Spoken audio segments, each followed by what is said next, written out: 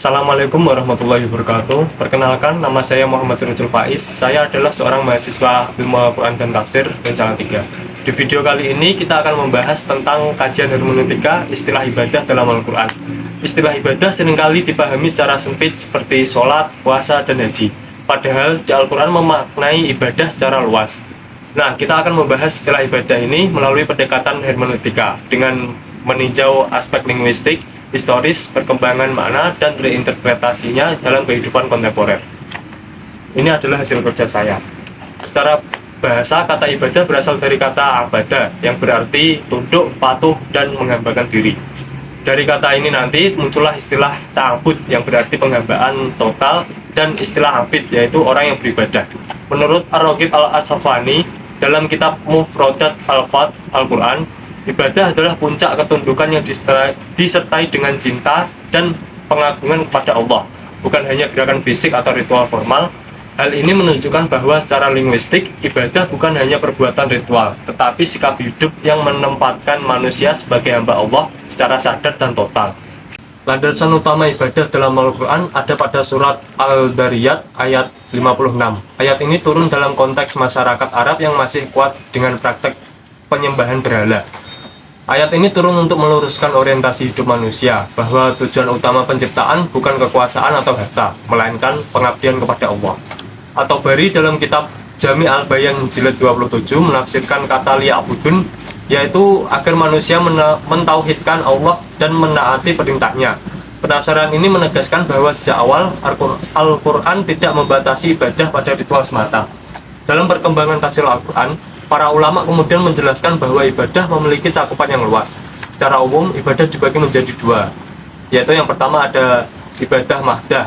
Ibadah mahdah yaitu ibadah yang tata caranya telah ditentukan secara rinci seperti sholat, puasa, zakat, dan haji. Yang kedua adalah ibadah ghairi mahdah, yaitu seluruh aktivitas kehidupan yang bernilai ibadah apabila diniatkan karena Allah dan dilakukan sesuai dengan syariat. Dasar pemahaman ini ada di Quran Surat Al-An'am ayat 162. Menurut Fakhruddin Ar-Razi dalam kitabnya Mafatih Al-Ghaib jilid 13, ayat ini menegaskan bahwa seluruh aspek kehidupan manusia, baik ritual maupun sosial, harus diarahkan kepada Allah sebagai bentuk ibadah. Dengan demikian, bekerja, belajar, dan berinteraksi sosial bisa bernilai ibadah jika bertujuan atau mengarah pada kebaikan dan kemaslahatan. Di era modern saat ini, banyak orang memahami agama hanya sebatas ibadah ritual.